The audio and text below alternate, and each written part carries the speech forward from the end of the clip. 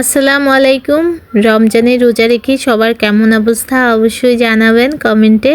তো mini kitchen নিয়ে আজকে চলে আসলাম আপনাদের মাঝে। আমি কিন্তু আজকে একদম সহজ একটি রেসিপি তৈরি করব।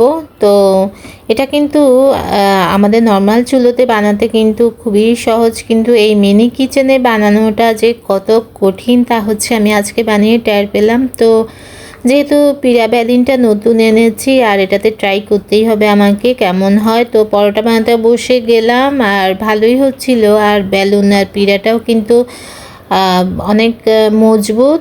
আর এক একে করে পরোটা কিন্তু বানিয়ে ফেললাম। আমার মিনি কিচেন সবার কাছে কেমন লাগে একটু কমেন্টে অবশ্যই জানাবেন।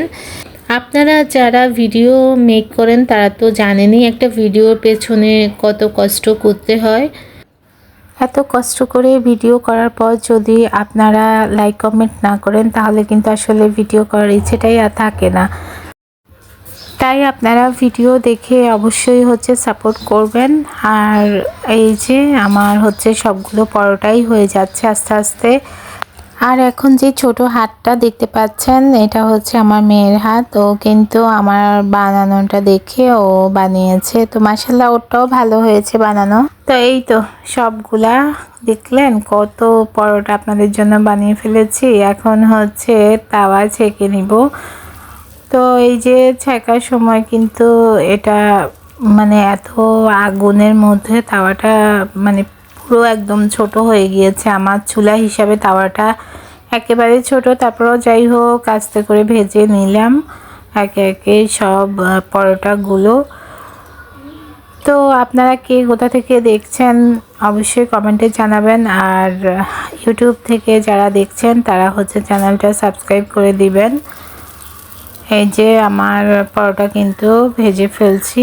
আর রোজার দিন যেহেতু পরোটাগুলো আমার মেয়েরা খেয়েছে। আর অনেকে ভাবেন যে মিনি কিচেনে রান্না করলে হয়তো খায় না, এগুলো ফেলে দেয়, কিন্তু না, আমি কোনো খাবারই নষ্ট করি না, সব আমার বাচ্চারা খায়।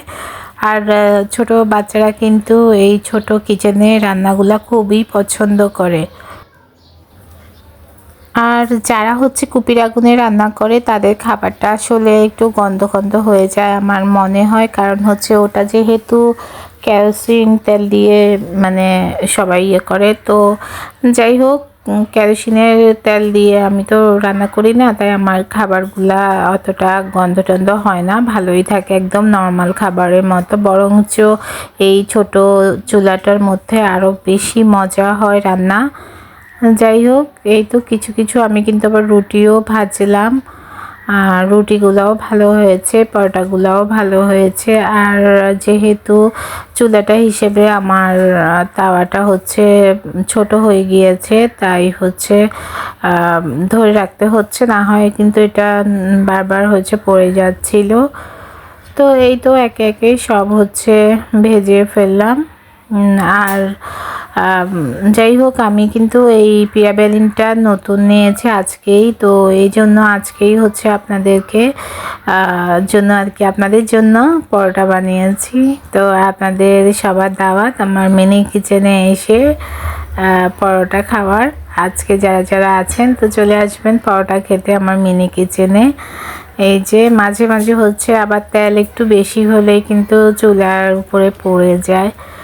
তো ভালোই লাগে আসলে শৈশবে ফিরে যাওয়া আর কি। যারা শৈশবে এই হাঁড়ি পাতিল দিয়ে খেলেছেন, আমার মনে হয় বেশিরভাগ আমরা মেয়েরা হাঁড়ি পাতিল দিয়ে খেলেছি এরকম। তো এখন আসলে সেই ভাইবটা পাওয়া যায় এই কিচেনের মাধ্যমে। আর প্রত্যেকটা জিনিসই আমার খুব ভালো লাগে, ছোট ছোট জিনিসগুলো। তো এই তো এভাবেই মিনি কিচেনটা করা। আর অনেকে কিন্তু মিনি কিচেনে রান্না করে, অর্ধেক করে হয়তো বা ভিডিওর জন্য, তারপর অর্ধেক আর অন্য মাধ্যমে করে আর কি, শুধুমাত্র ভিডিওতে দেখানোর জন্য। কিন্তু আমি কিন্তু এখানে পুরো বসে বসে সবগুলো এই যে পরোটা বানিয়ে ফেললাম, দেখতে পাচ্ছেন। তো মাশাল্লাহ পরোটাগুলো কালারও সুন্দর এসেছে, যদিও কিছু কিছু পরোটা পুড়ে গিয়েছে। আর মাঝে কিন্তু দুই একটা রুটিও বানিয়েছি। আর এখন হলো মিনি কিচেনের মধ্যে ডিম ভাজি করব।